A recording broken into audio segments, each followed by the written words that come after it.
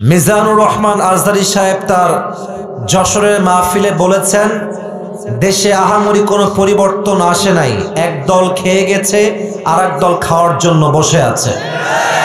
ওই যে কে যেন আজহার নাকি মাঝার একজন আছে, আগে ওরা খাইছে এখন এরা খেতেছে না, কি বলছে না? আপনারা বলেন উনি কি কথাটা ভুল বলেছেন না ঠিক বলেছেন? আপনারা বাঘের মতো আমাকে উত্তর দিবেন আওয়াজ করে। প্রিয় কলিজার টুকরা রংপুরের ভাইরা, আজহারী সাহেব কি কোনো দলের নাম উল্লেখ করেছিলেন? এই যে আস্তে কথা বললেন, কোন দলের নাম বলেছেন? কোন ব্যক্তির নাম মেনশন করেছেন? উনি জাস্ট বলেছেন এক দল খেয়ে গেছে আর এক দল খাওয়ার জন্য বসে আছে, এতেই কিছু লোকের গায়ে আগুন ধরে গেছে। আমরা কোনো দলের নাম উল্লেখ করি না। আচ্ছা, মনে করেন যে আজহারী সাহেব কোন দলের নাম উল্লেখ করেই ফেলেছেন, কোন দলের নাম এক্স্যাক্টলি মেনশন করেছেন, তো আমাদের কি জনগণ হিসেবে বাক স্বাধীনতা নেই? বলেন সবাই, আছে না নাই? যদি আমাদের বাক স্বাধীনতা কেউ কাটতে চায়, তাদেরকে আওয়ামী লীগের ইতিহাস মনে রাখতে হবে। যুবক ভাইরা আমার, তো আমি দেখলাম একজন নেতা, তার নামটা আমি জাস্ট বলেই ফেলছি, ছোট্ট নাম বলছি, দুদু সাহেব। উনি বললেন কোথাকার কোন আজহারি মাঝহারি মিয়া, আজহারি কি মাঝহারি? এটা কি আপনাদের সস্তা মনে হয়? আজহারি এটা হচ্ছে বাংলাদেশের ব্র্যান্ডের নাম। যুবক ভাইরা আমার, আচ্ছা আপনি বলেন, এই যে একজন নেতা, দলের নেতা একজন আলেমকে বলছে আজহারি মাঝহারি কোথাকার কে, এটাই প্রমাণ যে সে মানুষটা শিক্ষিত হতে পারে না।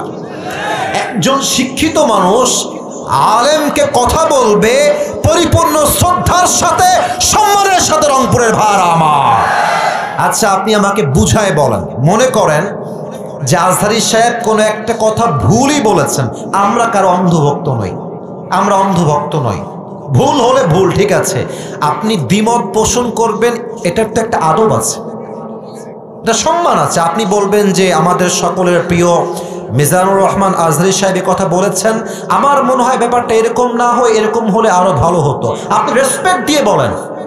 আপনি যখন আজহারীকে মাঝহারি বলে গালি দেন, কলিজার টুকরা যুবকদের রক্তক্ষরণ শুরু হয়ে যায়। যুবক ভাই, তবে হ্যাঁ, একজন বললেন যে আজহারী সাহেবকে, আসেন আপনি রাজনীতিতে নাম লেখান, আপনি রাজনীতি করেন, আপনি ওই দলে যান সেই দলে যান। যশোরের মাহফিল আপনার ইউটিউবে আজকে সার্চ দিবেন, জুম করবেন যশোরের মাহফিলটা, ড্রোন ফুটেজ বা পেছনের ফুটেজ দেখবেন, যত মাহফিলে অডিয়েন্স এসেছে 95 যুবক ভাইরা সেই মাহফিলে এসেছিল। সবাই কি জামাত ইসলাম? তারা সবাই কি শিবির নাকি? তারা মিয়া, ঘোল খাওয়াই লাভ নাই, এইসব ঘোল আর বাংলার মানুষ খাবে না। যুবক ভাই, জামাত ইসলাম নয়, বিএনপির লোকরাও আজহারীকে কলিজা থেকে ভালোবাসে। যুবক ভাইরা, ওই যে যশোরের মাহফিল, আওয়ামী লীগও ছিল, বিএনপিও ছিল, যুবকও ছিল, মায়েরাও ছিল, বোনেরাও ছিল। অতএব আমাদের ভালোবাসা দলের জন্য নয়, জামাতের জন্য নয়, কোনো ব্যক্তির জন্য নয়, আমাদের ভালোবাসা একমাত্র কোরআনের ভালোবাসা, একমাত্র আল্লাহর জন্য ভালোবাসা এটা। আচ্ছা, যেই দলগুলো এভাবে আজহারীকে কটাক্ষ করছেন, এই যে 20 লাখ মানুষের সামনে কটাক্ষ করলেন, ওখানে কি সবাই আজহারীর ভক্ত না? তো আপনি যে গালিটা দিলেন, যার বুকে আপনি আঘাত দিলেন, আচ্ছা ভাবেন যে আজহারী সাহেবকে আমি ভালোবাসি, কথার কথা, তো আমার ভালোবাসার মানুষকে যে গালি দিবে, আমি কি তাকে আর ভোট দিব নাকি? কথা বলেন, ভোট দিব নাকি? আপনি আমাকে সম্মান করবেন, আমার ভালোবাসার মানুষকে সম্মান করবেন, আপনাকে আমি স্যালুট জানাবো। যুবক ভাইরা, ঠিক কিনা বলে? মেহেরবানি করে দলাদলি করবেন না। স্বৈরাচার বিদায় নিয়েছে, ওই চ্যাপ্টার ক্লোজ। আগামীর দেশ হবে ইসলামের বাংলাদেশ, কোরআনের বাংলাদেশ। কেউ যদি রুখে দিতে চান, মনে রাখবেন ইসলামকে যারাই রুখতে এসেছে, কেউ রুখতে পারে নাই, তারা মাটির নিচে মিশে ধূলিসাৎ হয়ে মেচাকার হয়ে গিয়েছে।